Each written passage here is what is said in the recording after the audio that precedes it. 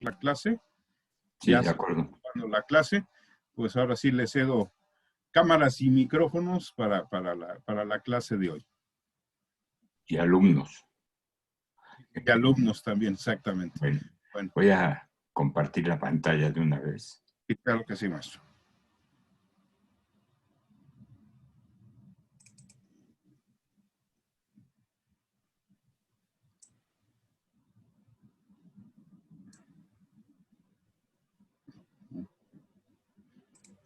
Ok.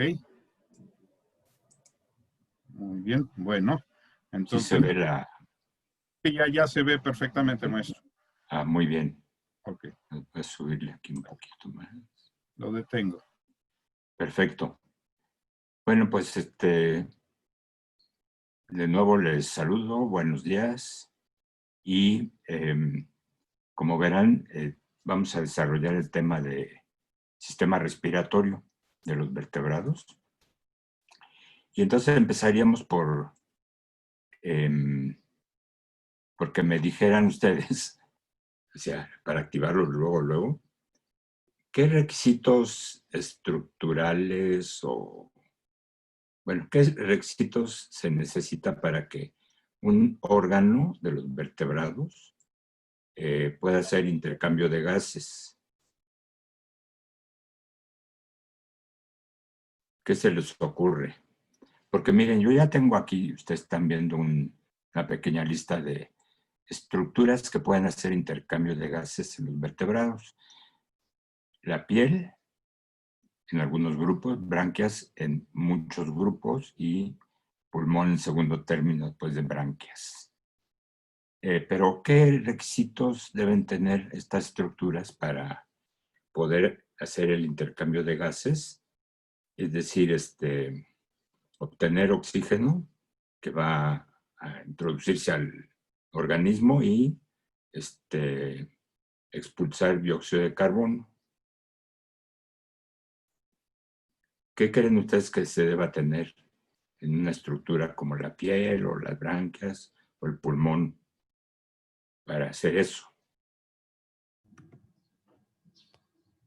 Pues por un lado el contacto con el aire y por otro el contacto con vasos sanguíneos. Algo así. O sea, que debe ser una superficie muy vascularizada, claro, a nivel de capilares ya, pero para que entonces difundan los gases desde la atmósfera hasta los capilares sanguíneos, ¿qué más se requiere en esa superficie?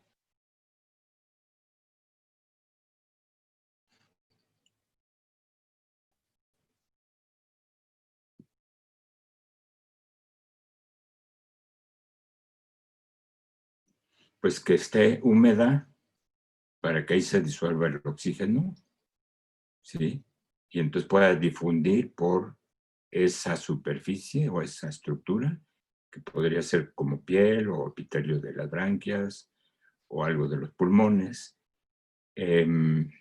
Entonces debe difundir pues, disolviéndose en el agua, ¿no? Por lo tanto, esa estructura debe ser semipermeable, es decir, que permita pasar hasta cierto grado las sustancias, que en este caso son los gases, ¿no? Por eso, no nos debe extrañar que la piel sea una estructura o un órgano de intercambio de gases en los anfibios, ¿sí? Es decir, nosotros sabemos que los anfibios modernos, por no tener ya escamas gruesas, sino tener la piel, sí con queratina, pero relativamente delgada, por ahí puede hacer intercambio de gases. Y al mismo tiempo, si revisáramos su pulmón o sus pulmones, veríamos que tiene poca superficie de intercambio de gases. Entonces se compensan las dos estructuras para poder hacer el intercambio total de los gases que se requieren, ¿no? Bien. Por otro lado, tenemos que la mayoría de los vertebrados tienen como órganos de intercambio de gases, las branquias. Es decir, sabemos o tenemos, ¿cómo les diré? Que aunque conocemos solo como fósiles a varios grupos, como Stracodermus, Placodermus, Acanthodeans y eso, pero hay rasgos de que tienen o tenían espacios para las bolsas branquiales o las branquias, ¿no? Entonces, pero aparte de los vertebrados vivientes, pues todas las clases que son de peces, que son los ciclóstomos, condrictios y osteictios, pues constituyen más del 50% de los vertebrados, ¿sí? Y todavía de los anfibios, resulta que su estado larvario presenta branquias, entonces hace intercambio de gas por las branquias también, ¿sí? Así es de que la mayoría de los vertebrados tenemos o tienen branquias, ¿sí? Bien. El resto tiene pulmón, aunque no crean que es completamente absoluto, digamos, ¿no? Porque hay un grupo de salamandras pequeñas de una familia llamada Pletodontidae en que no presentan pulmón en estado adulto, ¿sí? Entonces todo el intercambio de gases se hace por su piel. Por eso es requisito, digamos, que los anfibios modernos, para hacer su intercambio de gases, habiten en unos ambientes húmedos, ¿sí? Para que la piel tenga su capita de agua donde se disuelvan los gases. Bueno, una vez aclarado eso, vamos a hacer una especie de revisión de cómo son primeramente las branquias, que supuestamente son los órganos que aparecen en los primeros vertebrados, allá por el ordovícico. Déjame pasar a esta diapositiva en que vemos cómo los paleontólogos le hicieron un corte frontal a un ostracodermo, y en realidad lo han hecho con varios ostracodermos y otros grupos, pero bueno, aquí hablando del grupo la clase más antigua, que es la de los ostracodermos, bueno, al hacer el corte frontal, vemos un gran espacio aquí en la región cefálica, que sería lo correspondiente a la faringe. Antes de ella estaría aquí la cavidad bucal y por lo tanto adelante estaría la abertura de la boca. Bien, vean ustedes a los lados de la faringe cómo hay varias bolsas branquiales, ¿sí? Y ya al terminar la faringe, bueno, pues ahí está un hueco por el cual se supone que se inicia o se iniciaba el esófago. Bien, entonces hay evidencias paleontológicas de la presencia de branquias en los primeros vertebrados. Ahora, me paso aquí a estos dos ciclóstomos, que ya son vertebrados vivientes, bueno, que llegan a reciente, y tengo aquí un esquema de un ciclóstomo que tiene varias bolsas branquiales, estas que estoy marcando, que están conectadas al exterior mediante unas aberturas, ¿sí? Branquiales externas, como el género Delostoma, pero un género más conocido por nosotros es el género Myxine, en que vemos varias bolsas branquiales, sin embargo, en cada lado del cuerpo solo hay una abertura branquial externa, no como en el otro género, en que son varias en cada lado. Aquí es una sola, pero porque de cada bolsa branquial sale un conducto y estos conductos se van a unir en uno solo, que es común y se abre al exterior en un lado. Eso es en el género Myxine. También podríamos ver, y lo vamos a hacer al rato, en una lamprea, es decir, en un petromizontiforme, porque estos dos son ciclóstomos del grupo de los mixiniformes. Bien, podríamos ver en la lamprea cómo están las varias bolsas branquiales y su comunicación al exterior y a la faringe, igual como se ve aquí en este Myxine, se comunican con la faringe. Bueno. Luego tenemos otro esquema en que se ve el corte frontal de un tiburón, ¿sí? Entonces vemos aquí la boca, por donde entra el agua, pasa por cavidad bucal, faringe, y luego se pasa a las bolsas branquiales, y en su camino hacia el exterior, por las hendiduras branquiales, bueno, pues va bañando las laminillas branquiales donde se hace el intercambio de gases, ¿sí? Entonces se tiene que establecer una corriente de agua desde la boca hasta las hendiduras branquiales. Bien.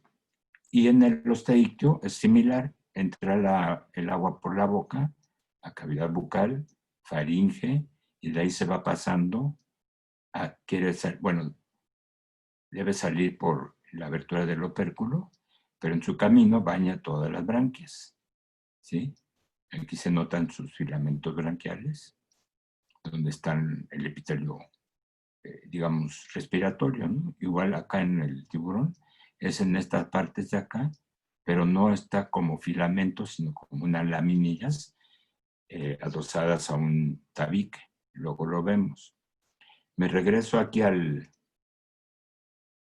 un esquema del desarrollo, bueno, de una fase de desarrollo, un momento del desarrollo del sistema digestivo de un tetrápodo, ¿sí? ¿Y por qué lo expongo? Bueno, pues porque está claro ahí en esta fase del desarrollo que existe, aparte de la cavidad bucal, pues la faringe, que es esta que está aquí encuadrada, ¿sí?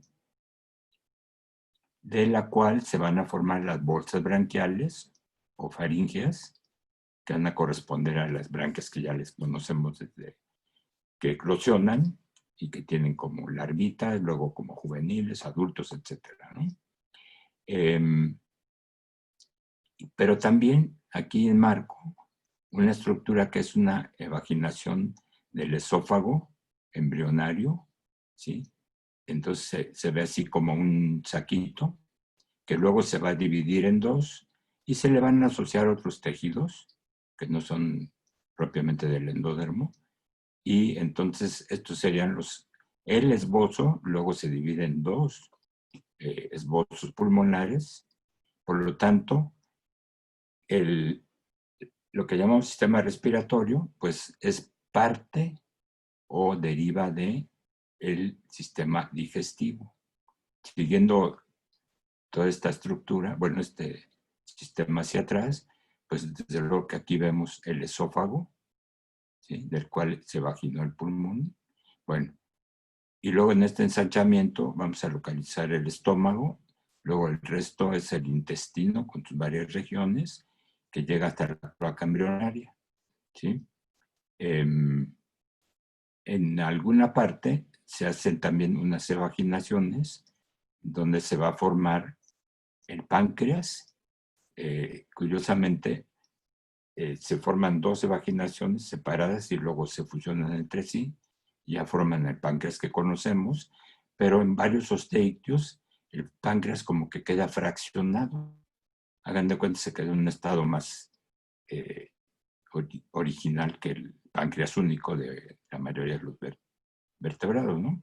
Pero otra evaginación va a ser para la formación de la vesícula seminal, es vesícula biliar, se va a comunicar por conductos con una glándula anexa también al tubo digestivo, que es el hígado, ¿sí?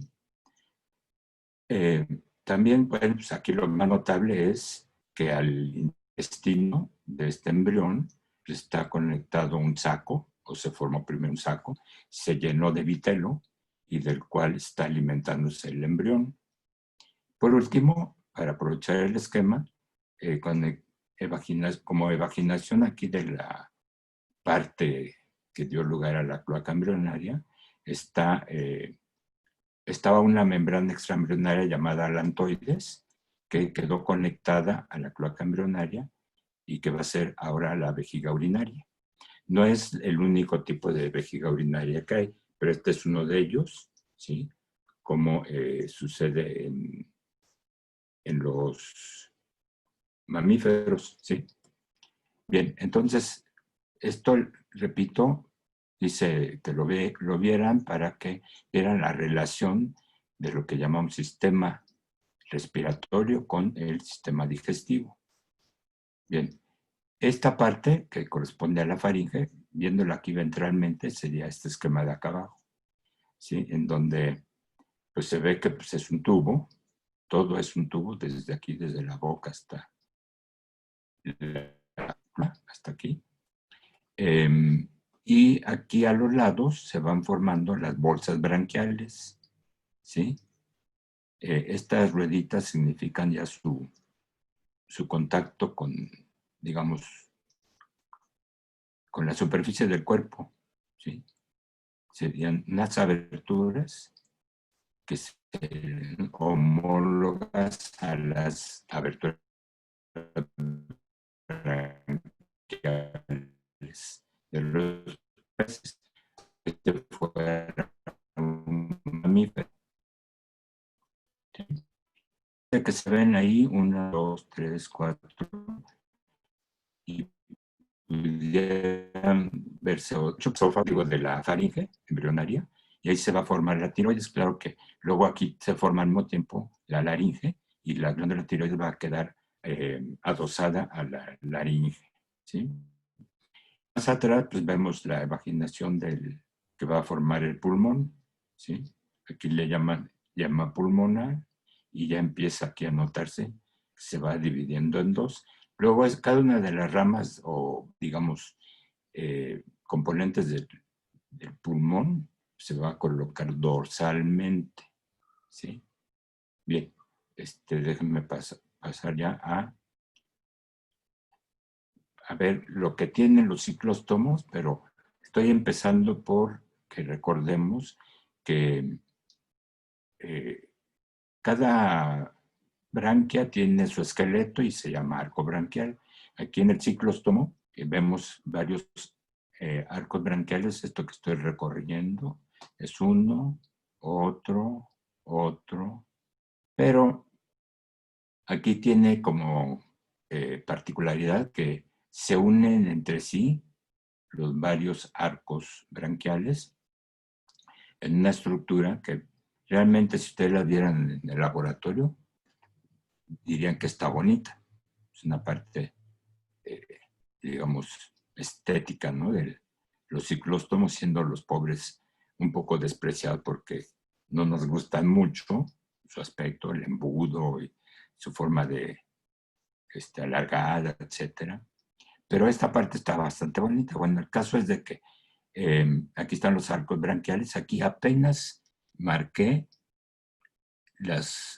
unos cartílagos muy difusos que corresponden a las aberturas branquiales externas, ¿sí? Y entonces el conjunto de arcos branquiales le vamos a llamar canasta branquial. Se extiende hacia atrás y llega hasta el corazón y lo protege también. Vamos a ver que luego nos revisa esta diapositiva. Bueno, aquí aprovecho para que vean lo mismo. Sin embargo, están dibujados unos músculos constrictores superficiales que van a reducir el volumen de las bolsas branquiales en un momento determinado, y se ven mejor ya las aberturas branquiales. Ahí está más marcado el cartílago, ¿sí? Pero tienen otros tejidos por ahí, y bueno, por ahí entra y sale el agua para bañar las branquias. En un corte, bueno, aquí está en este cuadro el corte sagital, una parte de la lamprea que corresponde a donde está el cráneo, esta parte del cráneo, protegiendo a esto que es el encéfalo o cerebro, ¿sí? Sigue la médula para atrás, y aquí está notocorda. Bueno, ¿qué vemos? Que en esta parte de la izquierda hay un pedacito de la cavidad bucal, ¿sí? Y entonces el alimento debe seguir por el esófago y no por la faringe, que está paralela al esófago. Y para eso aquí hay un conjunto de tentáculos cartilaginosos, se llaman en conjunto velo o velum. Evita que pasen partículas extrañas aquí a la faringe. Y ahí veo las aberturas branquiales internas. O sea, aquí veo de la primera bolsa branquial, de la segunda bolsa branquial, y así por el estilo serían 7. ¿Sí? Más abajo veo la lengua raspadora, bueno, su musculatura de la lengua raspadora.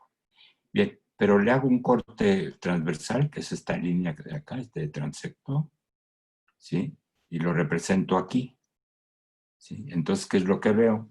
Desde luego que el corte de la médula, que está acá, el corte de la notocorda, por aquí ya seccioné la aorta dorsal, las 2 venas cardinales anteriores, y veo aquí el esófago seccionado, o sea, esta parte del esófago, y ventralmente al esófago veo la sección de la faringe, y abajo veo la musculatura de la lengua, ¿sí? Pero bueno, lo importante es que en ese corte transversal ya puedo ver a las branquias, ¿sí? Aquí se ve como un conjunto de estructuras que están ramificadas y vueltas a ramificar, de tal manera que hay un epitelio muy amplio, digamos, de intercambio de gases, ¿sí? Entonces el objetivo, bueno, el caso es de que este órgano de intercambio de gases debe recibir el agua del exterior y vamos a recordar cómo lo hacen. No entra, bueno, si me voy a un pez normal, digamos, entre comillas, un condrictio o un osteictio, el agua entra por la boca, viaja por la cavidad bucal, pasa a la cavidad faríngea o faringe, y de ahí pasa al exterior para salirse por las hendiduras branquiales, y en su camino bañó las laminillas branquiales. Hagan de cuenta, como en este otro esquema, que ya se le quitó piel y ciertos músculos y demás. Entonces ya veo unas branquias. Bueno, entonces el agua pasó de faringe al exterior y bañó las laminillas branquiales, y entonces ahí se hizo el intercambio de gases. En un corte frontal del tiburón, así, en este sentido, tendríamos aquí la boca, entonces aquí viene el agua, pasa a la cavidad bucal, luego cavidad faríngea, y luego se introduce a las bolsas branquiales, ¿sí? Para poder salirse por cada una de las hendiduras branquiales. Entonces, al pasar por ahí, baña aquí las laminillas branquiales, que están la mayoría de las branquias en ambos lados del tabique branquial, ¿sí? Digo en la mayoría porque aquí pudiera haber en esta parte también un poco de laminillas branquiales, pero ya corresponde al arco yoideo, ¿sí? Y bien, entonces al pasar el agua se hace el intercambio de gases. Ese es el camino normal. Luego lo vamos a ver en los osteictio. Por ejemplo, aquí en este tiburón, que es un condrictio más bien, bueno, está seguramente ya metiendo el agua por la boca, va por cavidad bucal, faringe y sale por las hendiduras branquiales. Noten que aquí hay unos osteictios con una ventosa en la parte dorsal de la cabeza para adherirse al pez grande, ¿no? Bien, algo iba a hacer con ciclótomos, dijimos que nos íbamos a regresar luego, así que ¿por qué no sigue el mismo camino el agua en la lamprea que en el tiburón o en el osteictio? ¿Por qué no entra por la boca? Sigue por cavidad bucal, luego faringe y ya pasa a las bolsas branquiales. ¿Alguien me podría decir por qué no puede suceder eso? No vean el esquema de abajo porque no es de la lamprea, es del pez bruja, ¿sí? Entonces acá, en la lamprea, ¿por qué no entra el agua? Por la boca. La boca está en el fondo del embudo, ¿no?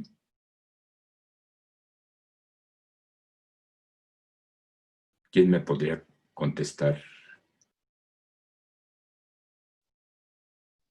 Veamos si Aide tiene una idea.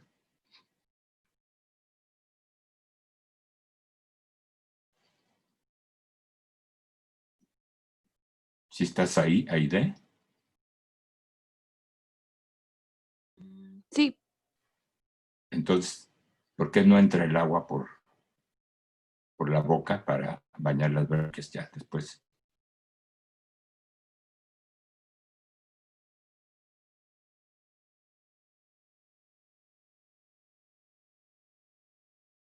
¿O Evelyn?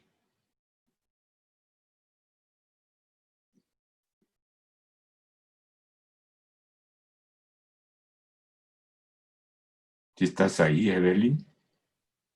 sí, maestro, estoy aquí, solo que, Es que bueno, como no me es que no se me contestan, ocurre. entonces yo me imagino que se quedan dormidos. No, A ver, estoy entonces, ¿qué piensas tú de a qué se debe que no pueda hacer ese viaje el agua?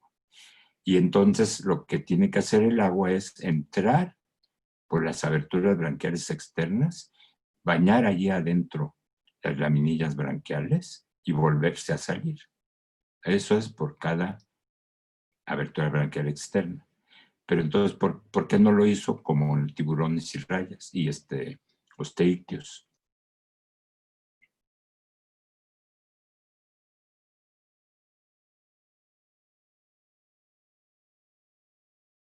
Bueno, ya por fin Sebastián nos va a contestar.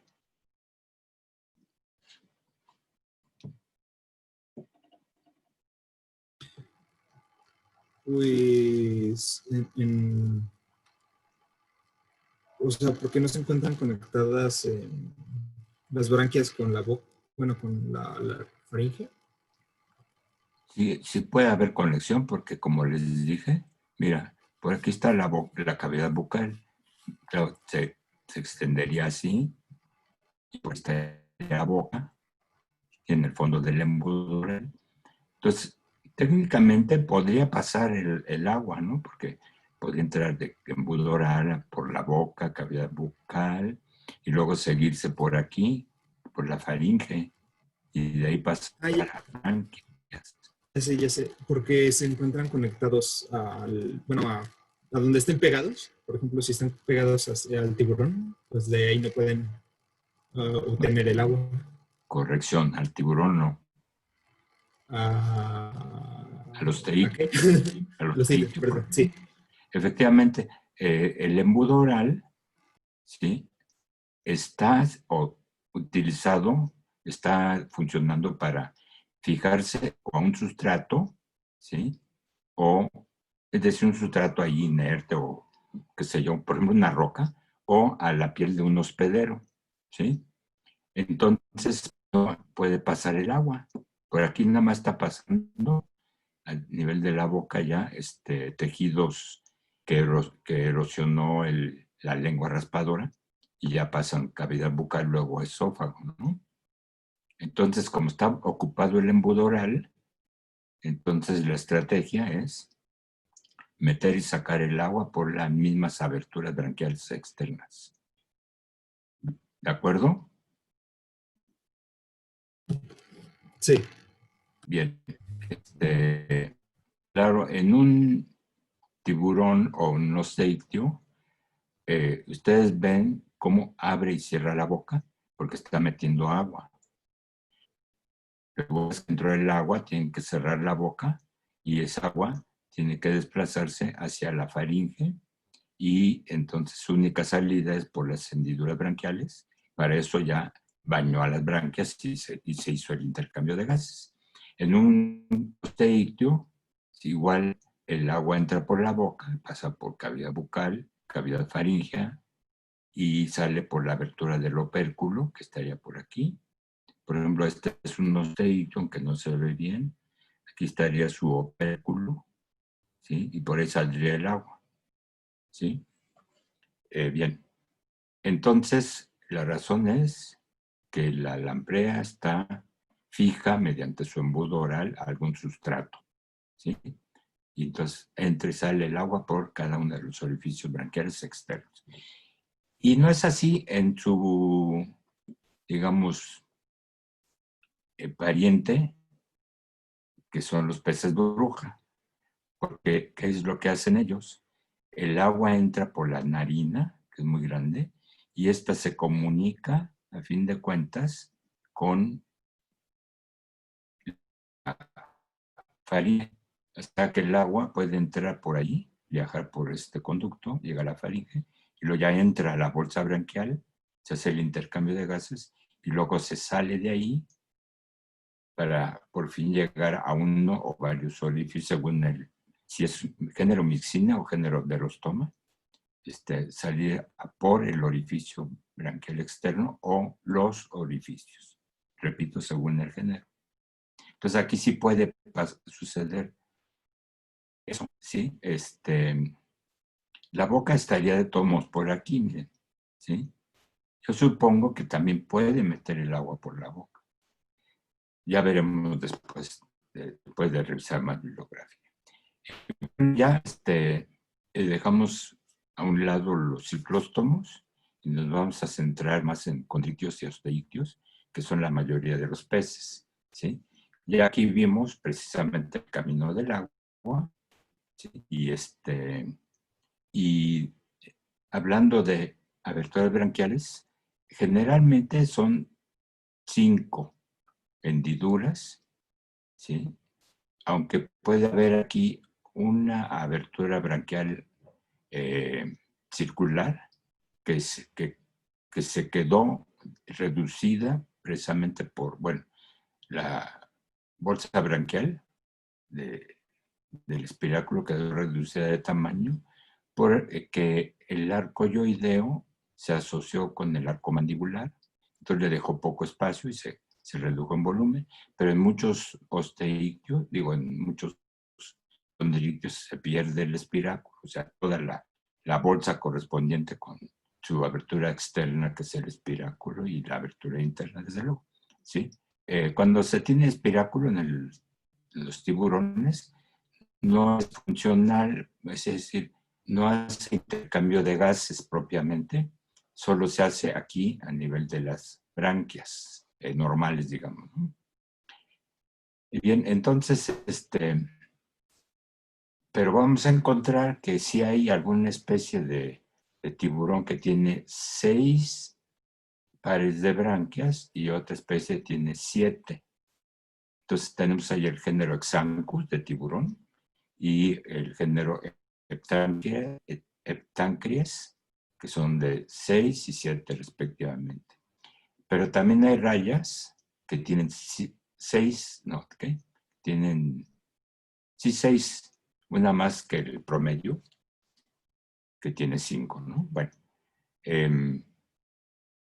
por fin paso a este esquema en que está representado muy burdamente el esqueleto visceral, que es arco mandibular, arco yoideo y arcos branquiales, ¿sí?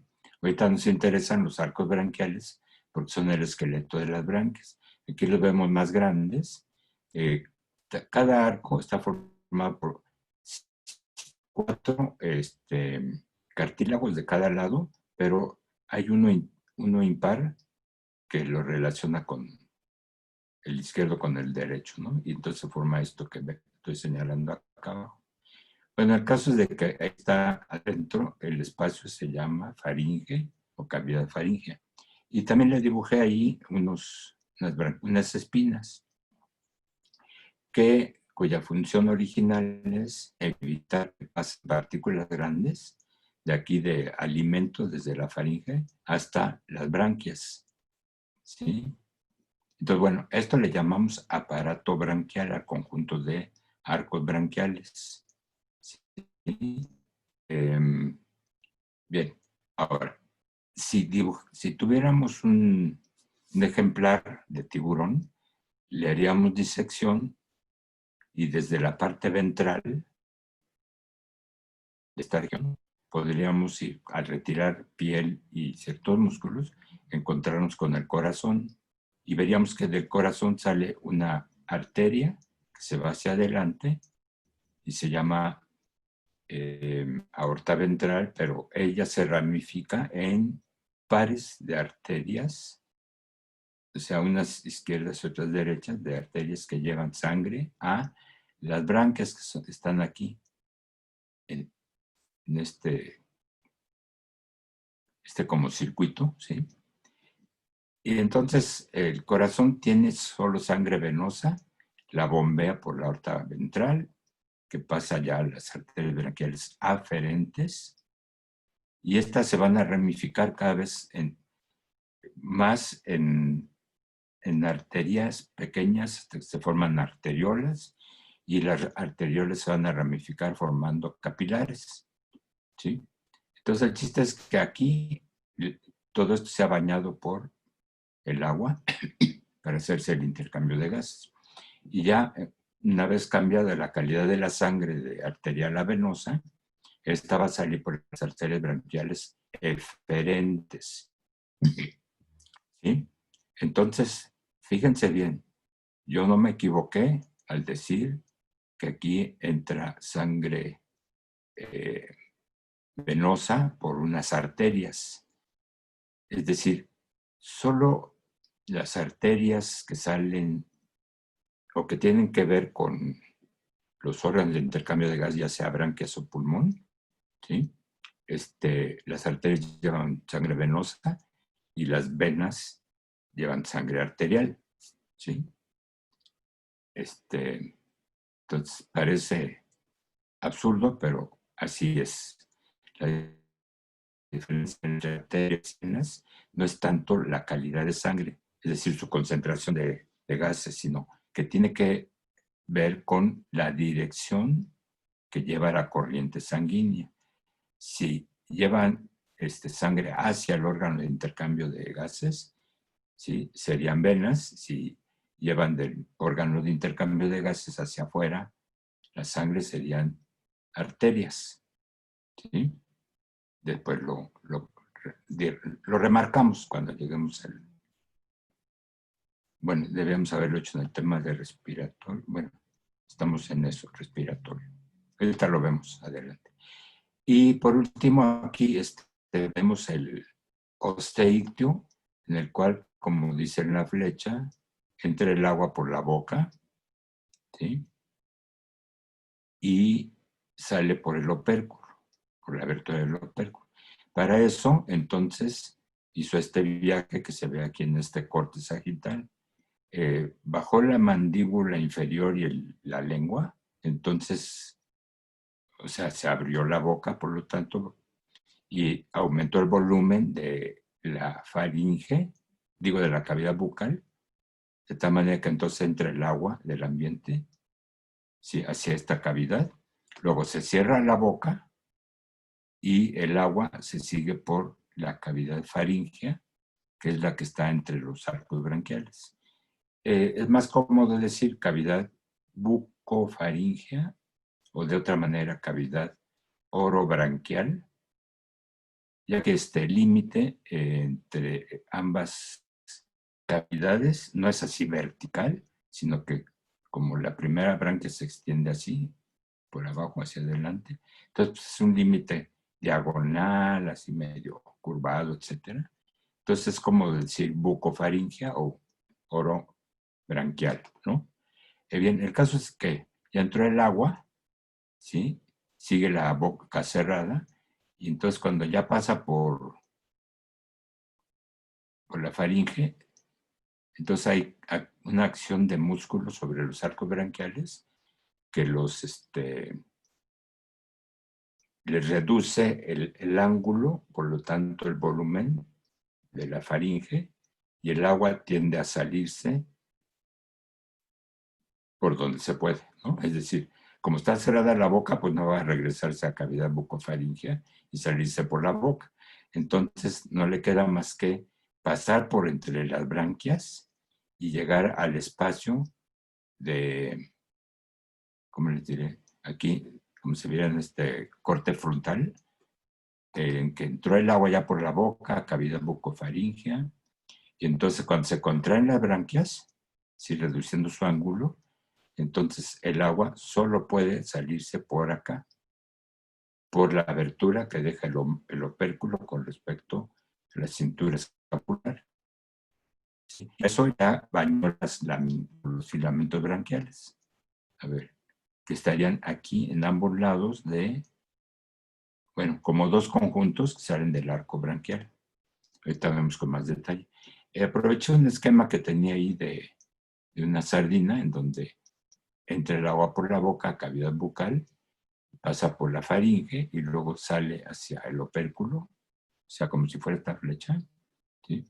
Pero ahí está claramente que puede estar bañando esta branquia por una de sus caras, pero también por esta cara de acá, igual para las otras branquias, y ahí en los filamentos, aquí el nombre está mal aplicado, está mal rotulado esto, debe ser filamentos branquiales, ¿sí?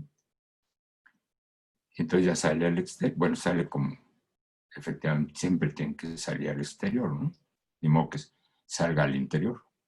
Bueno, entonces ese es el camino del agua en el osteitio.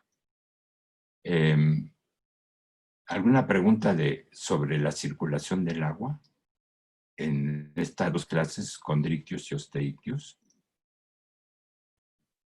¿Qué condrictios? O sea, bueno, sí debe haber una pregunta en el caso de los condrictios, porque estamos hablando de tiburones, pero cuando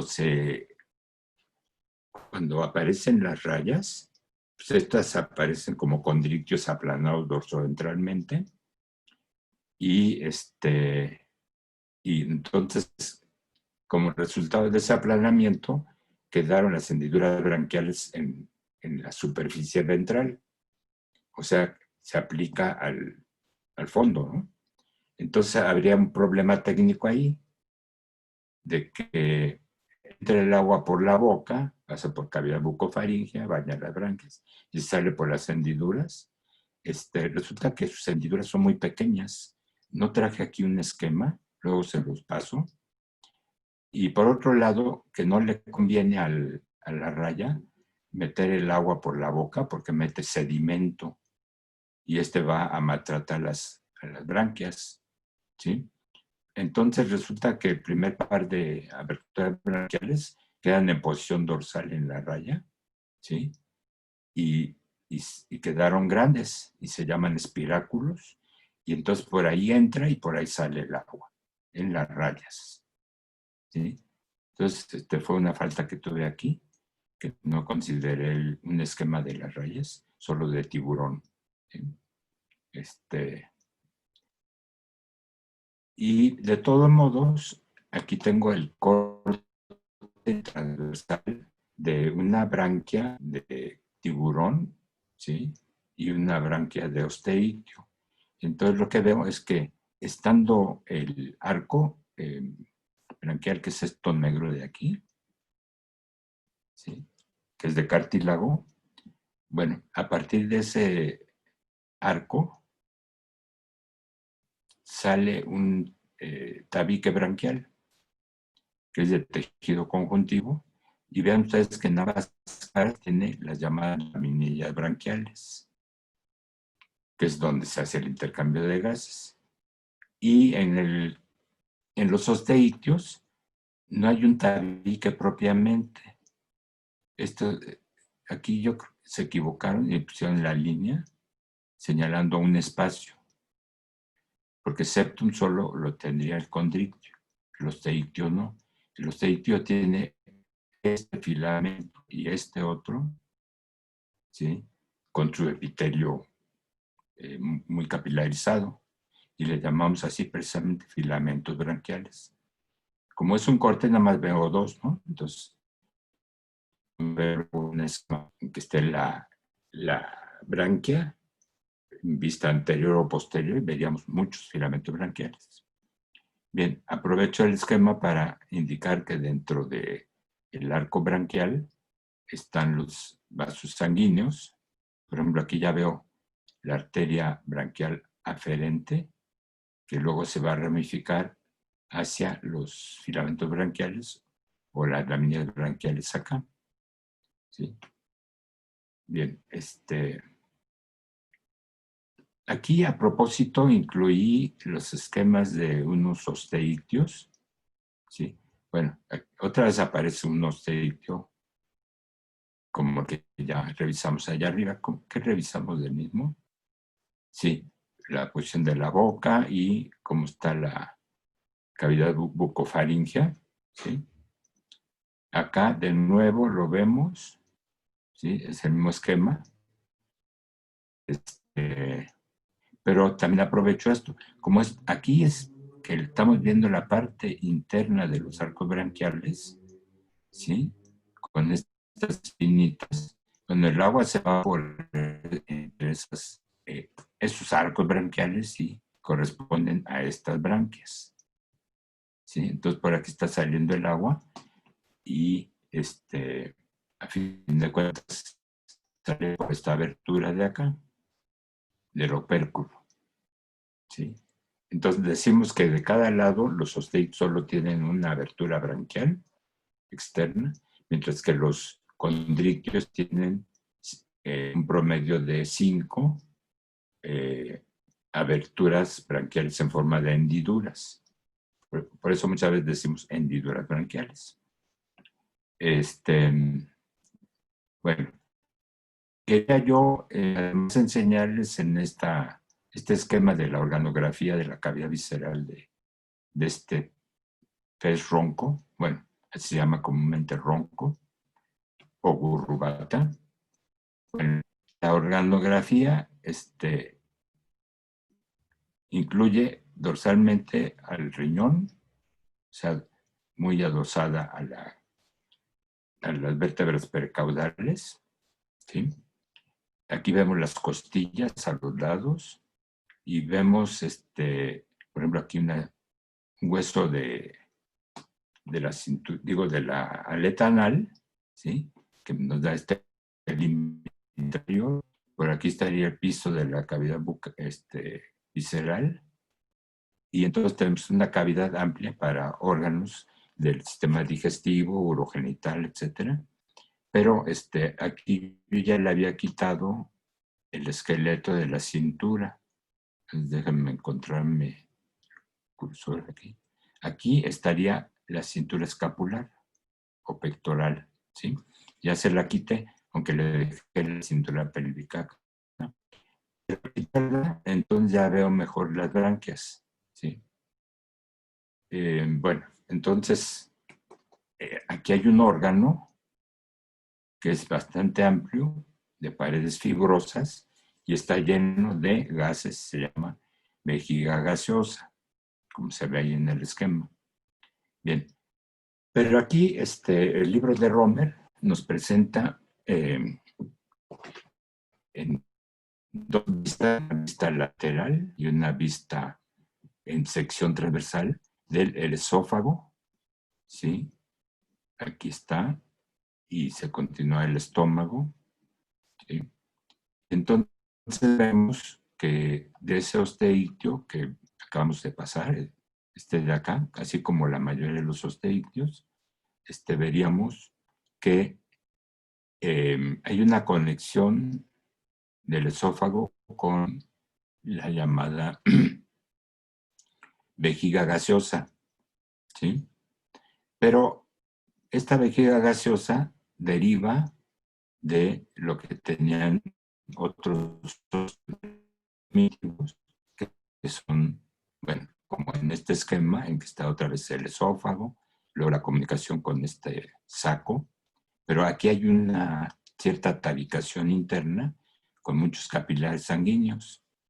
Así es de que el aire lo toma de alguna manera y lo pasa por cavidad bucal, por cavidad faríngea, luego se sigue por esófago, luego se pasa a este órgano y ahí se hace intercambio. Por lo tanto, es un pulmón, es decir, el pulmón aparece con los osteictios, ¿sí? Cuando pierde la tabicación interna, entonces el órgano ya no hace intercambio de gases, entonces queda como una dotación y se llama vejiga gaseosa porque se llena de gases, ¿sí? Aquí hay, en este otro esquema, digamos, una variación a lo que está aquí representado arriba, ¿sí? En que sale ahí, hay una comunicación de esófago con la vejiga gaseosa. Pero yo quería hacerles una secuencia, después voy a dibujarlo, de que va desde peces que tienen, o sea, osteichthyos que tienen un pulmón, hasta osteichthyos superiores, en que tienen la vejiga gaseosa, inclusive hasta desconectada del esófago, ¿sí? Entonces, me voy a permitir pasar a los esquemas de estos peces primitivos, peces osteichthyos primitivos, ¿sí? Pero que tienen pulmón, ¿sí? Tengo aquí un género que habita en Australia, ¿sí? Y que si le hiciéramos disección, aparte de verle aquí branquias, ¿sí? Le veríamos el pulmón así largo. Igual de este otro, veríamos aquí branquias y luego el pulmón. Este es de Sudamérica. Y otro que es de África, igual aquí sus branquias, internamente, luego el pulmón. Entonces, son peces dulzacuícolas que se originó el grupo en la Pangea, pero quedó un grupo, unas poblaciones en lo que ahora es África, y otras quedaron en Sudamérica, no, perdón, esta de acá abajo, Sudamérica, y otras en Australia. Es decir, tenemos de este grupo de osteichthyos, que llamamos dipnoos, o peces pulmonados, aunque no sean los únicos que tienen pulmón, pero quedó un género en cada continente meridional, ¿sí? Hagan de cuenta que es una prueba ictiológica de la deriva continental, ¿sí? ¿Alguien ha visto un pez pulmonado? No. Tendrían que ir al Amazonas para ver este de acá. Este de acá que tiene las aletas pares muy delgaditas. O tendrían que ir es cierto, dije que es, sí, ¿sí? En África encontrarán algo parecido con este de acá, que en el tiempo, en la estación seca de verano, forma un capullo para mantenerse en vida latente durante el periodo de sequía, pero mantiene ese hueco que hace ese como capullo con un conducto abierto al exterior, de tal manera que está tomando un poco de aire atmosférico que le llega al pulmón y eso le permite tener un cierto intercambio de gases. Los otros no tienen problema porque siempre están en ambientes que no se secan. Bueno, esos son los dipnoos y vamos a ver que también en otra línea filogenética, ¿sí? Vamos a encontrar estos representantes vivientes todavía con pulmón. Por ejemplo, el esturión tiene pulmón aparte de branquias. El pez espátula también tiene pulmón aparte de branquias. El poliptero también tiene pulmón aparte de branquias. ¿En dónde los vamos a encontrar? Bueno, el Polypterus es de África tropical. El género Poliodon, de aquí, está en el Mississippi, y el esturión está en varios ríos de Norteamérica, digo, del hemisferio norte. Puede ser de Estados Unidos y Canadá, puede ser de países europeos, muy común en Rusia, ¿sí? Y bueno, lo importante es que nosotros podemos conseguir ejemplares, ¿sí? Hacerles disección y verles el pulmón. Yo ya por fin pude hacerle a un Polypterus y ahí lo tengo en el laboratorio. Tengo 2 ejemplares que me llegaron por acuaristas, no crean que me fui a colectarlo a África. hubiera estado bien, pero no sucedió así. Bien, y algo interesante es que cuando ya pasamos o revisamos, o sea, pasamos del Mesozoico al Cenozoico, no sé, ya encontramos que el pulmón ya perdió la tabicación interna, y entonces ya quedó como un órgano solo para la flotación, ¿sí? Como en el esquema que habíamos visto acá arriba, o ya no me acuerdo dónde quedó. Luego me pierdo, como todo está en serie. Déjenme ver, aquí, de acá. Sería la situación de acá, dibujada aquí arriba, ¿sí? Que está el esófago, luego sigue estómago, bueno, o sea, ahí va el tubo digestivo, pero hay un conducto llamado neumogástrico que comunica con la vejiga gaseosa. También se le llama así conducto neumático en el caso de los sostenidos que tengan pulmón, ¿sí? Aquí estaría para en que la vejiga gaseosa sale de un costado del esófago y ahí está el conducto neumático, y igual en este otro que tiene pulmón, sale el conducto neumático por acá.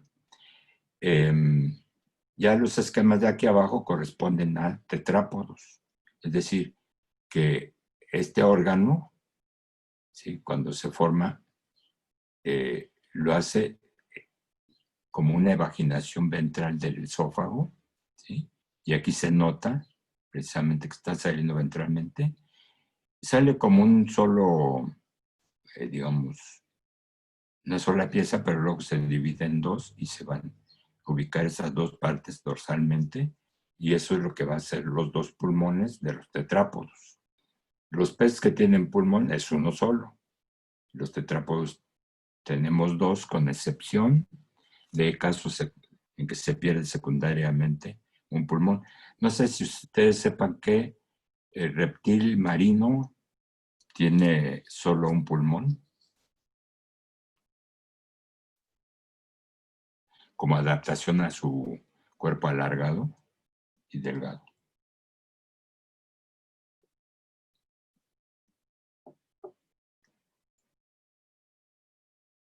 ¿Nunca han ido al Océano Pacífico y que les haya tocado encontrarse con una serpiente marina? Bueno, pues ahí tienen ustedes el grupo de reptiles en que, como una adaptación de los órganos a una reducción del espacio en lo transversal, pero con alargamiento del mismo espacio, o sea, me refiero a la cavidad visceral, entonces se pierde el pulmón izquierdo y se conserva el derecho, pero muy alargado, ¿sí? Esa es una buena estrategia estructural para tener pulmón y no estorbarse con otros órganos. Otros órganos de la misma serpiente, bueno, pero ya en general de las serpientes, pueden ser terrestres o marinas, es que los órganos pares, en lugar de estar en el mismo nivel, se dislocan y no se estorban, como digamos los dos riñones, las dos gónadas, etc.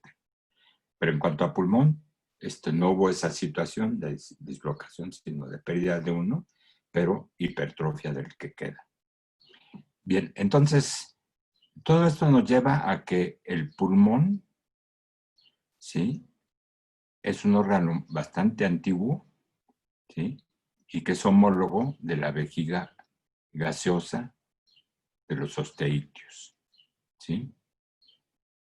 Y entonces no es un órgano, el pulmón, que aparezca espontáneamente cuando los crosopterigios dan lugar a los anfibios laberintoodontos, ¿no? Es decir, en el paso de peces a anfibios, no es que se presente espontáneamente. Entonces ya viene como una preadaptación a la vida terrestre, en esa línea filogenética. Bien, ya metiéndonos a los tetrápodos, resulta que en los anfibios modernos, cada pulmón tiene muy poca tabicación interna, por lo tanto, muy poca capilarización y poca superficie de intercambio de gases, ¿sí? Por eso mismo que no tiene mucha tabicación, entonces hay menos área, ¿no?, interna. En cambio, en los reptiles, ¿sí?, hay mayor tabicación. O sea, cada una de estas partes se vuelve a ramificar, etcétera, y entonces hay más superficie donde puede haber capilares sanguíneos, y entonces para que se haga más efectivo el intercambio de gases que acá en el anfibio.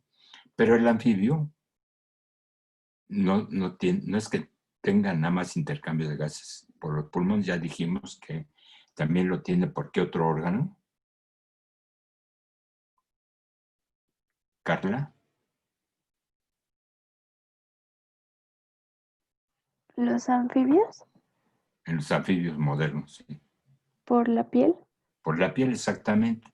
Y cuando revisemos el circulatorio de los anfibios, vamos a ver que del corazón, en lugar de salir dos arterias hacia los pulmones, cada arteria se va a dividir en dos. Una rama se va a un pulmón y otra rama se va a la piel. Eso es de cada lado. Es decir, que sale una arteria pulmocutánea, luego se divide en pulmonar y en cutánea, para que entonces llegue la sangre, o sea, llegan vasos sanguíneos a la piel y estos se ramifican mucho hasta que se forman capilares. Entonces ahí se hace el intercambio de gases que compensa la, digamos, entre comillas, ineficiencia de los pulmones, ¿no? Entonces, más o menos el 50% del intercambio de gases en los anfibios modernos se hace por los pulmones y el otro 50% por la piel. Va variando de un grupo al otro, porque imagínense el sapo del desierto, vive en un ambiente deshidratante, entonces no puede tener la piel húmeda. Así es de que la tiene gruesa, un tanto impermeable, y en cambio sus pulmones están muy tabicados en comparación con otros anfibios modernos, ¿no? En el anfibio, más o menos en un corte visto al microscopio de cualquier parte de su pared, veríamos ya los alveolos pulmonares, ¿sí?, que son estos espacios. Es ahí donde están los capilares sanguíneos y donde entre ellos y el aire se hace el intercambio. Bien,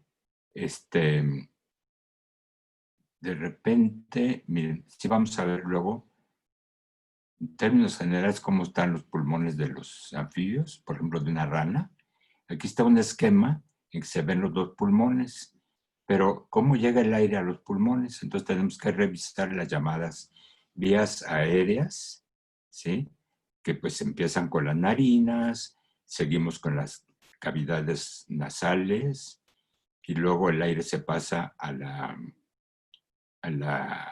fin de cuentas, a la laringe, que ya está aquí dibujada, ¿sí?, y que tiene una abertura llamada glotis. Entonces ahí el aire entra y se va por un bronquio, por otro bronquio, que ya entra a cada pulmón.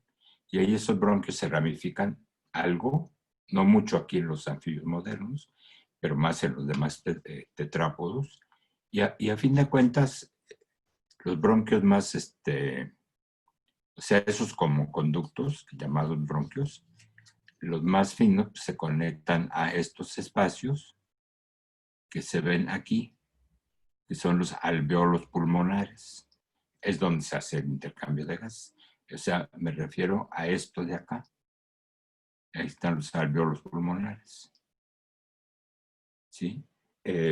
Bien.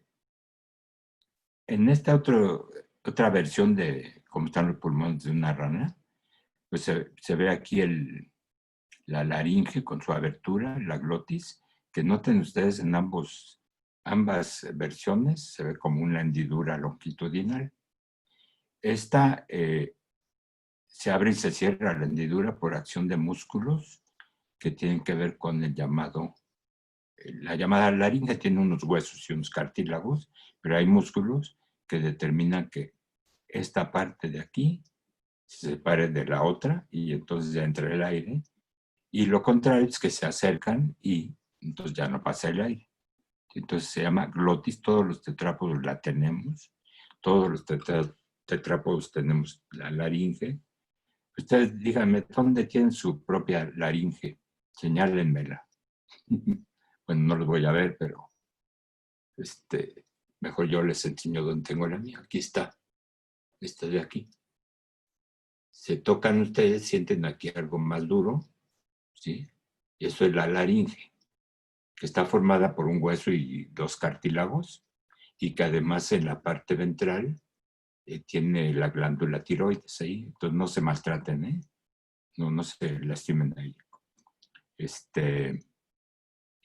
Y bien, bueno, la laringe tiene diferentes formas según el grupo de tetrápodos, pero siempre hay es como un segmento por donde pasa el aire y además tiene una abertura por donde entra y sale el aire y se llama glotis, ¿sí? Déjenme ver primero ahora en un ave qué es lo que tienen, porque en los reptiles es parecido al esquema anterior, ¿sí? Pero ya llegando a las aves vamos a encontrar unas especializaciones muy interesantes de las mismas, de su sistema respiratorio. Entonces, imagínense en esta vista lateral del ave, estamos viendo la tráquea, cómo se divide en 2 bronquios. Entonces seguimos el bronquio de un lado, hagan de cuenta que fuera del lado izquierdo, y entonces entra al pulmón izquierdo, pero el aire no se va a pasar directamente a sus alvéolos pulmonares, que son muchos, sino que primero se pasa a este bronquio que recorre la longitud del pulmón, y de ahí el aire se pasa por una ramificación de los bronquios hacia estos alvéolos gigantes. Aquí está uno, aquí está otro más y otro más acá. Son alvéolos gigantes, lo que vimos hace rato, estas pequeñas cavidades, ya las últimas cavidades donde llega el aire, estos de acá. Bueno, aquí están en el ave, digamos, toda la parte o la mayor parte del pulmón. Sin embargo, el aire no se fue directamente a sus alvéolos, sino que vean cómo se pasó por este conductito a este saco aéreo, ¿sí? Que lo estamos viendo en vista, digamos, ventral aquí. Es impar, le llamamos saco interclavicular, pues porque queda ubicado entre clavículas. Aquí tendría yo que haber dibujado una clavícula a otra clavícula, ¿no? Entonces ahí está un saco aéreo. Más atrás encontramos uno que podríamos llamar torácico, que aquí se ven varios, y otro más que se llama abdominal. Bueno, van repetidos, ¿no? Y bueno, entonces ahí se va el aire, pero ¿para qué? Díganme ustedes. ¿Por qué no se pasó directamente el aire desde los bronquios terciarios, digamos, hasta los alvéolos? ¿Por qué no lo hace? ¿Por qué tienen que hacer este viaje por unos alvéolos gigantes que llamamos ahora sacos aéreos? ¿Quién me podría explicar por qué no hace ese camino directo a los alvéolos?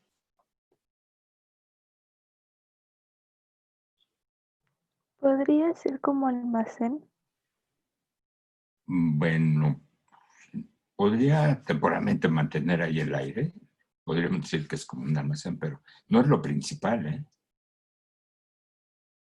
O sea, entró el aire, luego viajó por el mismo saco aéreo y se regresó ahora a los alvéolos normales.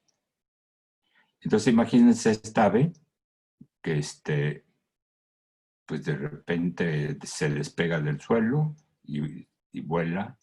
Entonces, dependiendo de la especie, su velocidad, pero en cualquier caso es una velocidad tal que no permitiría que se hiciera el intercambio de gases a nivel de los alvéolos, porque el aire estaría entrando a una presión mayor que los gases de la sangre. Es decir, es como nosotros que nos asomamos por la ventanilla de un carro que va a 120 por hora y sentimos que sí se nos mete el aire, por las narinas, todo eso, pues sentimos que nos asfixiamos. Entonces se nos hace ilógico. Y es que estamos aumentando la presión de los gases en la parte interna de los alveolos, ¿sí? Mientras que la presión de los gases en la sangre es menor. Entonces, al no haber un equilibrio, una igualdad de presiones o de fuerzas, no se hace el intercambio, se bloquea ahí. Es como en una estación del metro de la Ciudad de México, en hora pico, en que todos los que de un vagón quieren salir al mismo tiempo que docenas quieren entrar, pues se bloquea, entonces no hay intercambio de pasajeros, ¿no? Así es de que entonces durante el vuelo, el aire que ya pasó de este bronquio principal a los sacos aéreos, ahí por fricción el aire pierde fuerza y ya regresa al pulmón, a los alveolos normales, con una presión normal, digamos, para hacerse el intercambio de gases, ¿sí? Y como una consecuencia de tener los sacos aéreos, bueno, el cuerpo del ave es más ligera, ¿no? Que el de un, digamos, reptil del mismo tamaño o de un mamífero del mismo tamaño, ¿sí? Habría que ver el peso, pero bueno, y vean ustedes que inclusive aprovechan el sistema respiratorio, aprovecha los dos húmeros, que son los dos primeros huesos de las alas, bueno, primer hueso de cada ala, se conecta el saco interclavicular al interior del húmero. Es decir, inclusive estos huesos huecos, ahí se mete el aire. Son estrategias muy interesantes de las aves para disminuir la presión del aire durante el vuelo. ¿Ustedes saben cómo a qué velocidad vuela un pato? Porque yo ya lo medí. Estaba manejando por el área de Coatzacoalcos, cerca de la ciudad de Coatzacoalcos, y hay muchos pantanos, ¿sí? O como estanques, digamos, y había ahí unos patos. Entonces, yo iba a 80 por hora y fue cuando ya unos patos ya habían levantado el vuelo, iban paralelos a mí, a cierta distancia, y entonces íbamos parejitos, así es de que más o menos sé que vuelan a 80 kilómetros por hora, aunque hay otras aves más veloces, otras más lentas. ¿Cuál es el ave más veloz de todas?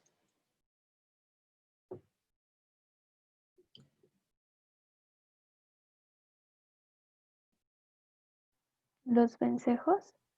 Los vencejos o golondrinas son muy rápidas, pero hay otra ave que es más rápida todavía. El halcón peregrino. ¿Sí? Ese es todavía más rápido. Pues no me acuerdo la velocidad, no sé si David se acuerde o porque pues aún se le borran las cifras, ¿no? Si no, luego lo consultamos, ¿no? Así es de que entonces las aves tienen esa peculiaridad de presentar alvéolos gigantes llamados sacos aéreos, ¿sí? Unos son impares, bueno, hay uno por lo menos impar acá, y otros son pareados, ¿sí? Y pueden conectarse también con huesos del ala, como los húmeros. Bien, ahora me paso ya por último a la clase de los mamíferos, en que, bueno, está ya representado aquí parte de lo que llamamos aparato respiratorio. El aire ya pasó por narinas, cavidades nasales, faringe, que fue muy corta, y ya pasa el aire a la laringe, que les decía hace rato está formada por un hueso, que aquí no se lo dibujaron, hueso yoides, y luego está el cartílago tiroides, luego el cartílago cricoides, y puede haber otro más adentro, que se llama aritenoides. Bueno, el caso es de que son partes esqueléticas que conforman un tubo llamado laringe, y pero el aire está controlado, su paso del aire hacia la laringe está controlado.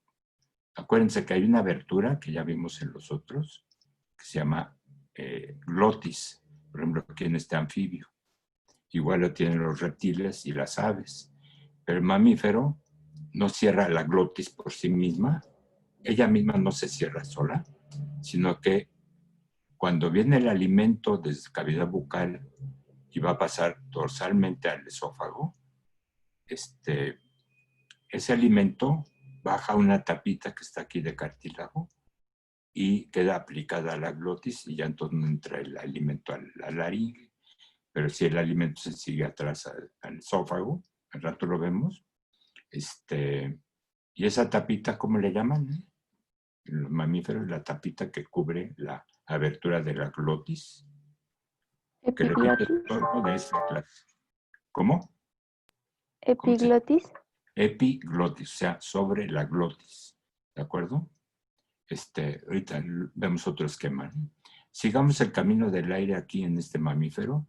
Ya entró a la laringe, se siguió por la tráquea, que está formada por anillos cartilaginosos, y entre ellos hay músculos.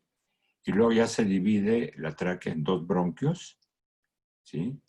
Y estos dos bronquios que llamamos primarios se dividen en bronquios secundarios, y así seguimos terciarios, no sé hasta qué nivel, pero ya lo último serían los alveolos pulmonares, que se ven aquí, ¿sí?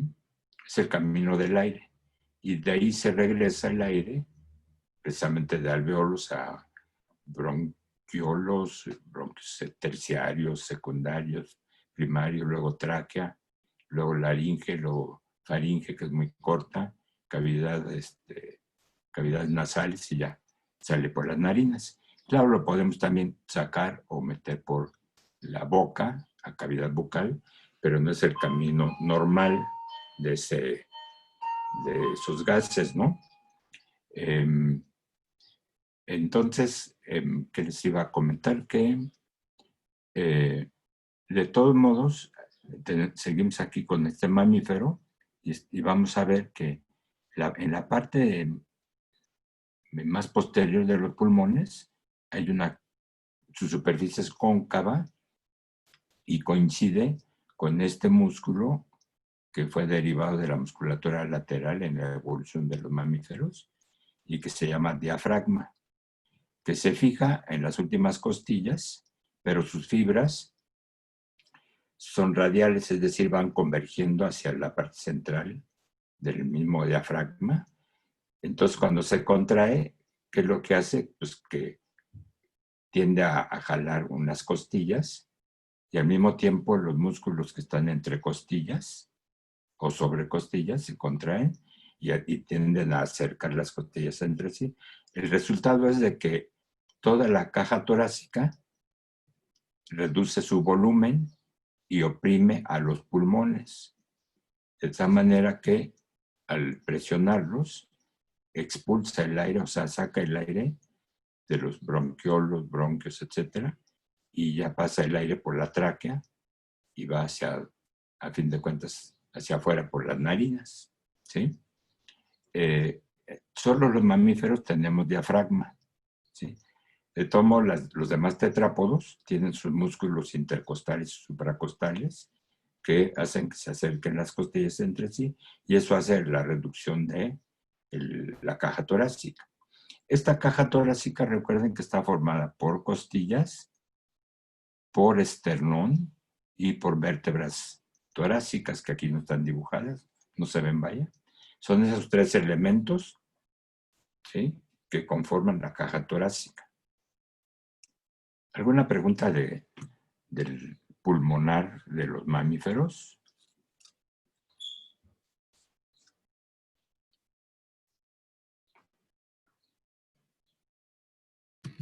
No, profe. Por lo pronto no. Bueno, vamos a ver qué otra diapositiva tengo acá. Bueno, una en que en el mono, uno de los monos, no me acuerdo qué especie es, le hicieron un corte sagital Y claro, aparte de que se ve el cráneo seccionado y el cerebro allá adentro y todo eso, vemos aquí las vértebras cervicales, ¿sí? Pero eso no nos interesa mucho. Vemos que están seccionados. Bueno, se ve la cavidad nasal, que es toda esta de aquí, cavidad nasal u olfatoria, ¿sí? Veo el paladar secundario y separa las cavidades nasales de la cavidad bucal. Ahí se ven los dientes y veo la lengua, ¿sí? Por aquí. Y aquí está, desde luego, la abertura de la boca. Por aquí están las narinas, una narina, etc. Una de cada lado, ¿no? Entonces, veamos, entra el aire por la narina, pasa por la cavidad nasal, en donde se aprovecha que el epitelio olfatorio capta partículas químicas para la olfacción, ¿sí? Para determinar qué olores son, ¿sí? Pero también está muy capilarizado, de tal manera que puede regular un poco la temperatura del agua, digo, del aire que entró. Si entró muy frío, como ahorita con los canadienses, entonces se calienta un poco, pero si estamos en el trópico, en Brasil, entonces tiende a enfriar un poco el aire caliente. Sí. Bueno, pues repito, la gran capilarización que tiene el epitelio olfatorio o epitelio nasal.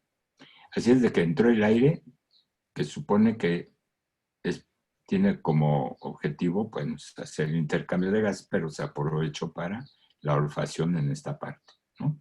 Y sigue el aire por la cavidad nasal, pero ya por acá, esto ya es la faringe. Este pequeño tramo es la faringe. Entonces el aire se supone que ahora tiene que pasarse a la laringe, que está ventralmente, y para eso aquí está la abertura de la glotis, ¿sí? Y esto que está hacia arriba se llama epiglotis. Entonces, para que pasara el aire, ¿sí? La epiglotis tiene que estar levantada, que es la posición, digamos, normal que tiene.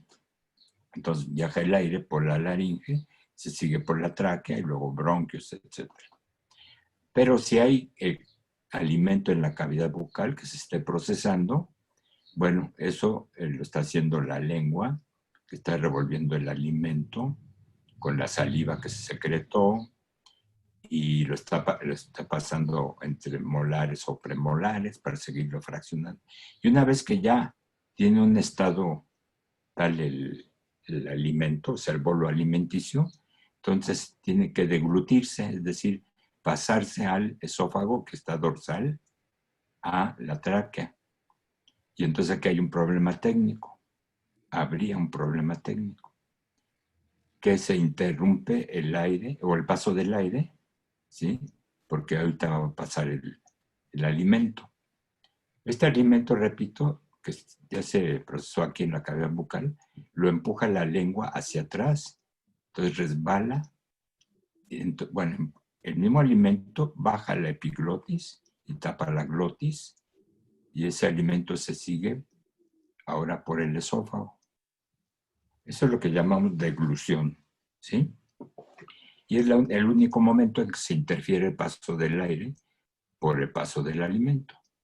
Pero fíjense, tenemos la ventaja funcional, los mamíferos, que al tener paladar secundario, todo de aquí así, que podemos estar manejando el alimento todo el tiempo que se necesite en la cavidad bucal sin dejar de pasar el aire. Claro que si se enferman de gripa, ¿sí? Entonces a lo mejor se les cierran un poco aquí las cavidades nasales y entonces hay que abrir la boca para meter el aire. O sea, una vía alterna, pero no es lo más conveniente porque no se enfría o sea, no se regula su temperatura al pasar y puede llevar otras partículas ahí extrañas que generalmente en la cavidad nasal como hay muchos pelitos, pudieran esas partículas extrañas quedarse pegadas en los cilios y el moco que se secretó. Bien, aprovecho el esquema también para ver que la lengua tiene unas fibras que van hacia arriba, pero hay otras que van en el plano transversal y otras en el otro plano. Es decir, hay 3 planos del espacio que ocupan las fibras de la lengua, por lo tanto se pueden mover en todos sentidos, pero tiene una base también musculosa. Esta parte de acá, que es un músculo que va de la laringe a la mandíbula inferior. Aquí está dibujado. ¿Sí? Y también aprovecho el esquema para señalar una modificación que tiene la laringe en esta especie de primate, en que se forma aquí un saquito. ¿Para qué creen que sea o cómo se llama? Es la modificación de la laringe.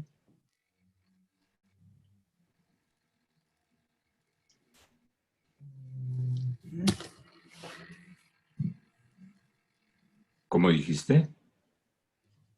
Para hacer cierto sonido. Sí, cuando el aire regresa de los pulmones por la tráquea, ¿sí?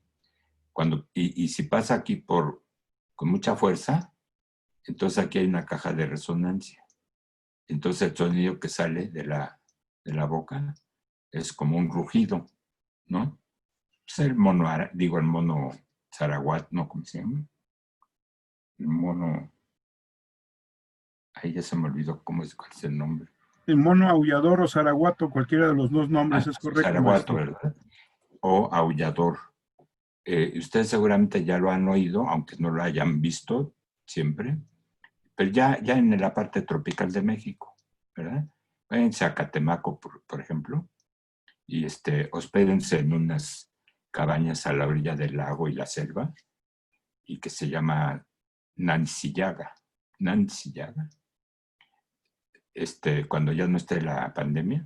Entonces pueden alquilar ahí unas cabañitas bien rústicas y la corriente eléctrica la interrumpen a las 6 de la tarde, de tal manera que se tendrán que alumbrar con lámparas de mano o con velas. Pero bueno, el caso es de que no afecta mucho el ciclo de luz. Bueno, la luz artificial, el ciclo de luz de los habitantes de la selva de ahí. Y entonces oye mucho el zaraguato, precisamente por el paso del aire, por la laringe, de regreso de los pulmones. Y ese es como un aullido, algo así, ¿no? Yo, en mi primera ocasión, aunque sí ya había viajado por el trópico de México, pero no había oído claramente estos monos hasta que no estuve en Costa Rica con otro biólogo.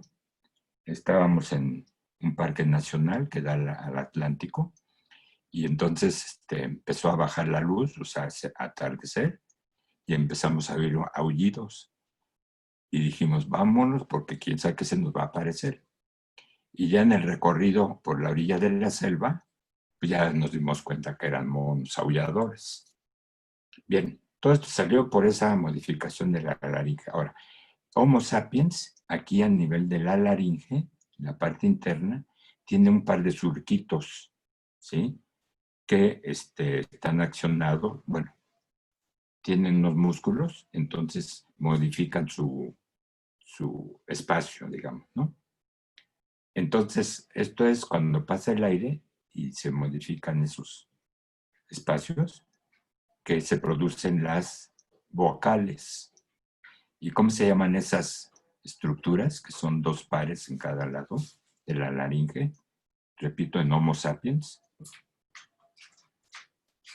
Se llaman cuerdas, ¿qué? Las cuerdas vocales. ¿Con qué B? ¿B grande o B baja? Ah, supongo que es con V. B, porque es con respecto a vocal. Vocal. O sea, A, E, I, O, U. ¿Sí? Lo que nos enseñaron ahí en la primaria es producido por las cuerdas vocales. ¿Sí? En cambio, las consonantes se producen por otras partes de la cavidad bucal, incluyendo desde luego la lengua, incluyendo los labios, etcétera. Son las consonantes. ¿Sí? Bueno, déjame ver qué más tengo aquí. No, ya.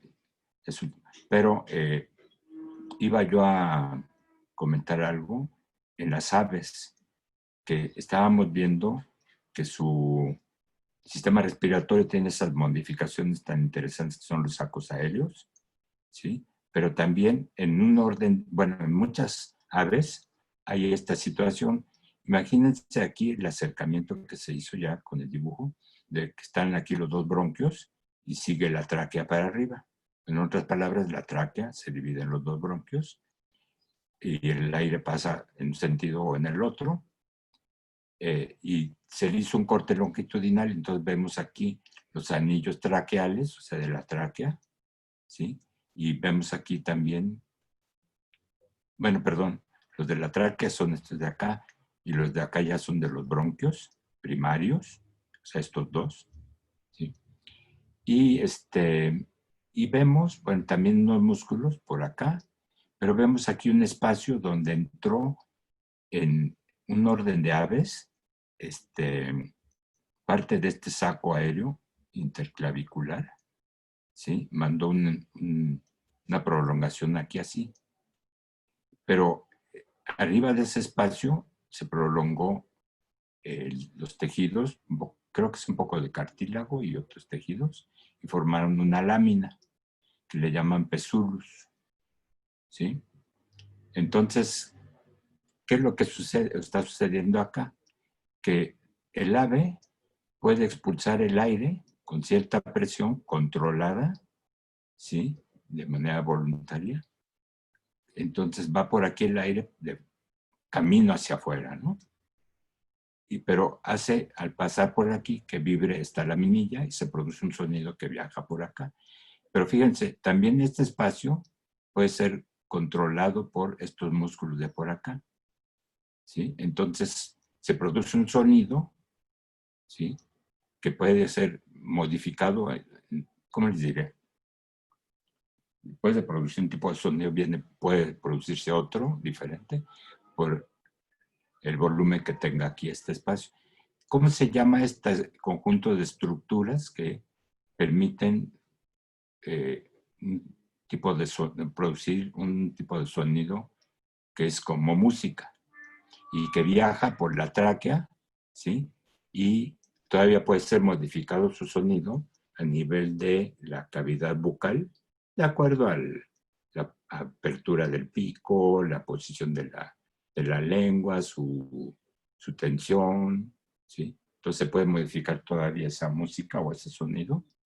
Entonces eso es en un orden, o sea, cuando se produce música, es un orden de aves muy grande, el más grande que hay. ¿Y cómo se llama ese orden?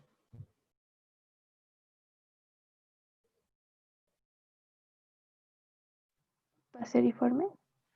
Paseriformes. O sea, en donde están los páceres, o sea, los pájaros, ¿sí? Entonces ellos producen el canto, ¿sí? Ahora, de todos modos, todas las aves pueden producir ciertos sonidos por el paso del aire, por todas las vías aéreas, ¿no? Pero no hay esa especialización para formar ciertos tonos y frecuencias y demás que nosotros calificamos como música, ¿no? O canto. Pueden producir silbidos, como ronquidos también, qué sé yo, ¿no? Pero también en los demás tetrápodos, por el paso del aire hacia afuera, pueden producir ciertos sonidos. Por ejemplo, el croar de los anuros es el paso del aire hacia afuera, pero que lo produce principalmente unos sacos bucales, o sea, unos sacos conectados a la cavidad bucal. Entonces pasa por ahí el aire y es como una caja de resonancia, pero además lo regulan unos músculos y ese es lo que llamamos coroar, ¿sí? Y otros vertebrados, otros tetrápodos, pueden producir bufidos, silbidos, qué sé yo, ¿no? Inclusive reptiles, ¿sí? No sé si han oído algún ruido de algún reptil. Por ejemplo, de una serpiente. A mí sí me ha tocado oír cómo expulsan el aire. Es como una señal de advertencia, ¿no? De que por ahí están, antes de que lo muerdan a uno. Independientemente del sonido que producen las de cascabel, ¿no? Las crotálidas. Que por cierto, en una ocasión, hace muchos años, que andaba yo ahí todavía muy aficionado al montañismo, pasé por una parte de las montañas y que había una planta que nada más crece en ese nivel, esa altura, y en la época de secas están sus vainas pues secas o deshidratadas con sus semillitas, ¿no? Entonces roza uno la planta y suena igualito que el cascabel de una serpiente de cascabel. Así es de que la primera vez que me pasó eso me asusté, porque había mucha hierba. Yo dije, ahora, ¿dónde la localizo, no? ¿De qué serpiente me cuido, ¿no? Bien, total, ustedes pueden pensar en muchos tetrápodos y acordarse de los sonidos que presentan. Siempre es el paso del aire, generalmente desde los pulmones hasta el exterior, ¿sí? Por eso algunos paleontólogos sugieren que algunos dinosaurios que tienen ciertas modificaciones de sus cavidades nasales, qué sé yo, aquí arriba, pueden producir ciertos sonidos, ¿no? Entonces, pues, y luego ya los genios de las películas los reproducen, ¿no? Bueno, se van acercando, ¿no?, a la realidad. Bien, entonces decía yo, la siringe es más compleja en paseriformes que en el resto de las aves. ¿En alguna pregunta de vías aéreas en tetrápodos?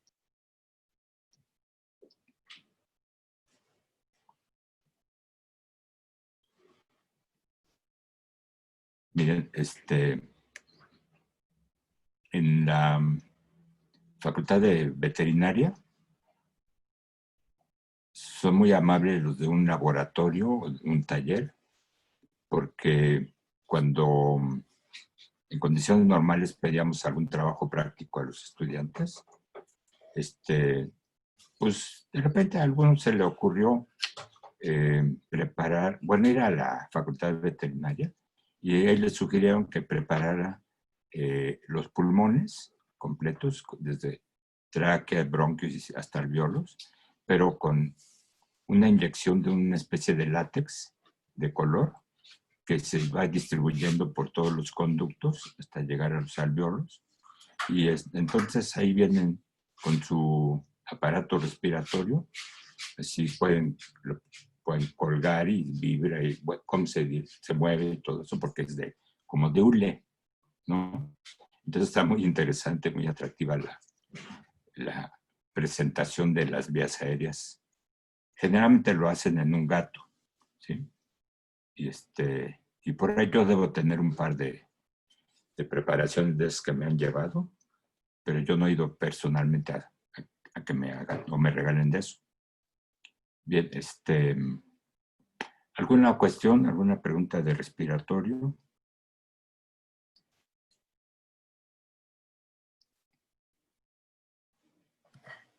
Por el momento no, profe. Fíjense que a mí me gustaría luego presentarles de una manera más didáctica y más ordenada esto de la invasión de la Tierra por los crossopterigios que dan lugar a los labirintodontos, porque siempre hemos comentado, ¿no?, de que pues ya los peces crossopterigios, que no los tengo aquí dibujados, tenían dos preadaptaciones a la vida terrestre. Uno era la estructura de los miembros pares y cinturas, que ya se parecen a los que tienen o tenemos los tetrápodos. Esa es una preadaptación, ¿no? O sea, tener ya casi patas, ¿no? Y la otra preadaptación es simplemente conservar el pulmón, que ya se había formado con un cierto tiempo geológico previamente, ¿no? En los osteictios. Aparentemente el pulmón aparece con los primeros osteictios, pero es posible que todavía, que ya hayan estado presentes en sus ancestros, quizá acantodianos o qué sé yo, ¿no? Pero eso ya habría que consultarlo con los paleontólogos de peces. Y para eso tendríamos que ir a Suecia, ¿sí? Donde está el mejor instituto de paleontología de peces, para ver qué nos pueden resolver. Mientras nos resuelven, pues nos paseamos por allá, ¿no? Pero también miren, ahorita que puse estas imágenes, corresponden, bueno, ya ven que les pasé otras de una línea filogenética que es la de los dipnos o peces pulmonados, que tiene relación con la otra línea, que es la de los closopterigios, que van a dar hasta los anfibios, ¿no?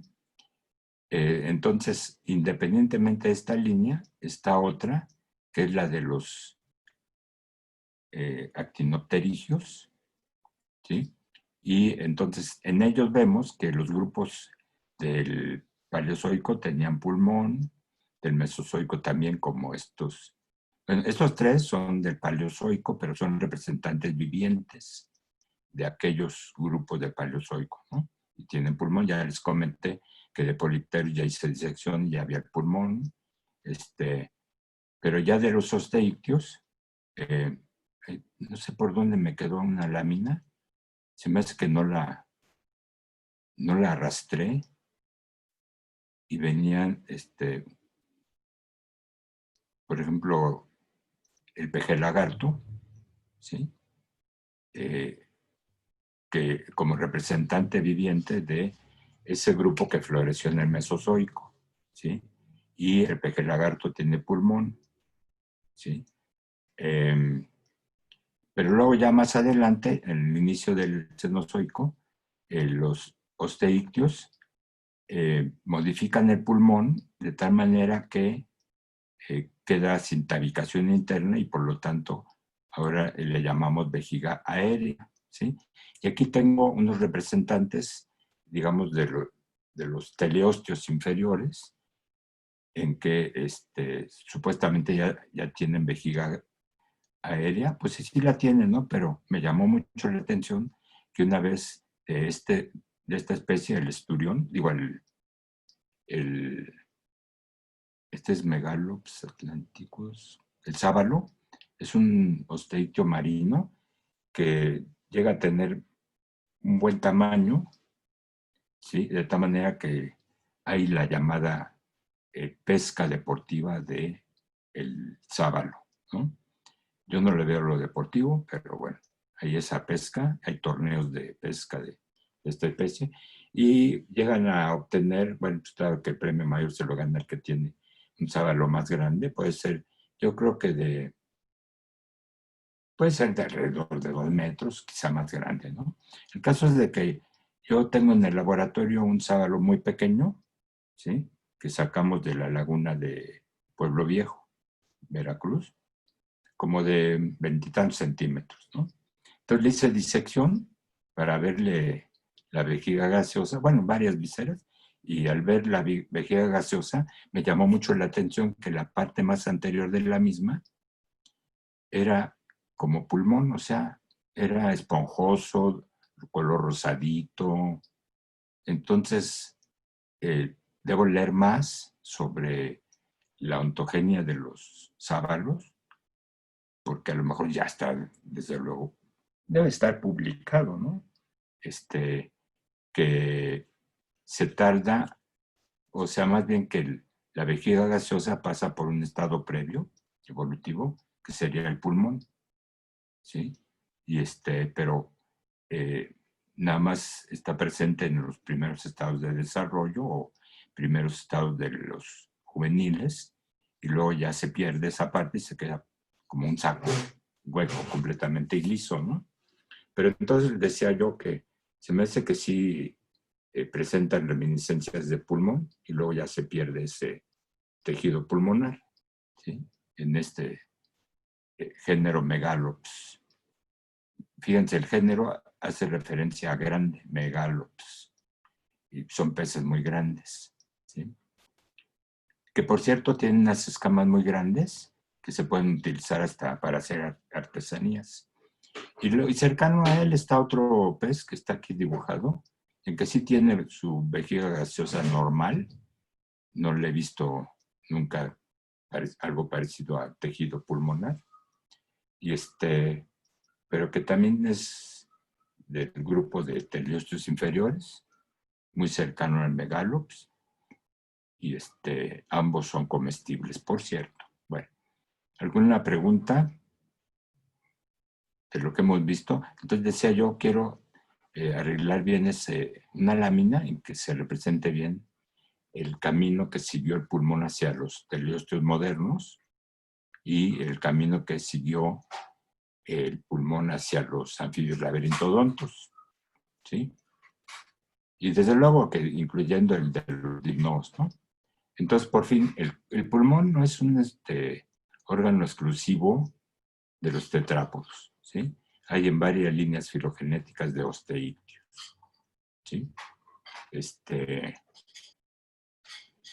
Entonces, todo eso debe entrar en su cultura biológica y inclusive para no cometer el error que cometieron hace años cuando en la UAM hubo una convocatoria a elaborar, digamos, apuntes o libros de texto. Entonces, pues yo elaboré una especie de apunte ilustrado de vertebrados, ¿no? Entonces, en la parte de peces, pues puse ahí tranquilamente, como debe ser, qué grupos de peces o de osteídeos tienen pulmón, etcétera. Y entonces uno de los árbitros de mi manuscrito, que era anónimo mi manuscrito, lo rechazó y entre otras cosas puso que el pulmón solo había en tetrápodos, en los peces no.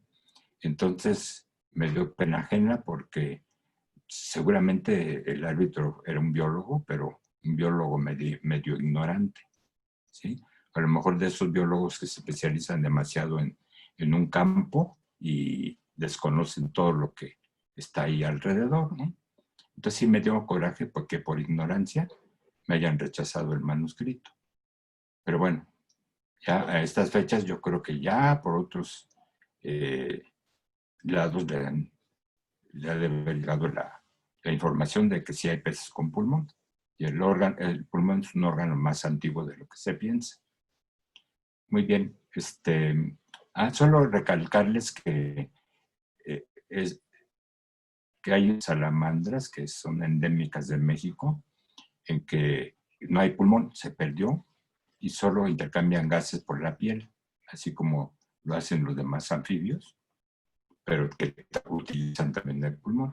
Esta familia de salamandras está aquí en la meseta central, porque yo la he colectado en los bosques cerca. No me acuerdo en qué bosque, cercano a la Ciudad de México. Son muy pequeñas, son oscuras, o sea, un gris oscuro. Y efectivamente no tienen pulmón. Es decir, que para la biomasa de esas salamandras es suficiente el área de intercambio de gases que da la piel, ¿sí? Pero ya con volúmenes mayores de cuerpo, pues ya se requiere un órgano especial para suministrar el oxígeno, ¿no? ¿En algún comentario, alguna pregunta del sistema respiratorio de vertebrados?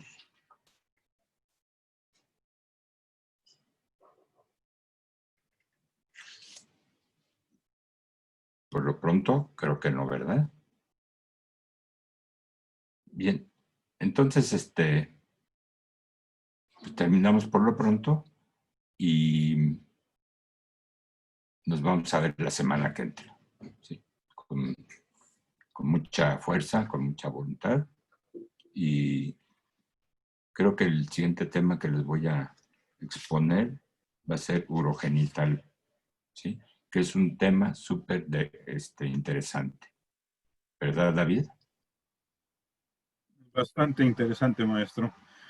Pues muy bien, ok, entonces ahorita termino de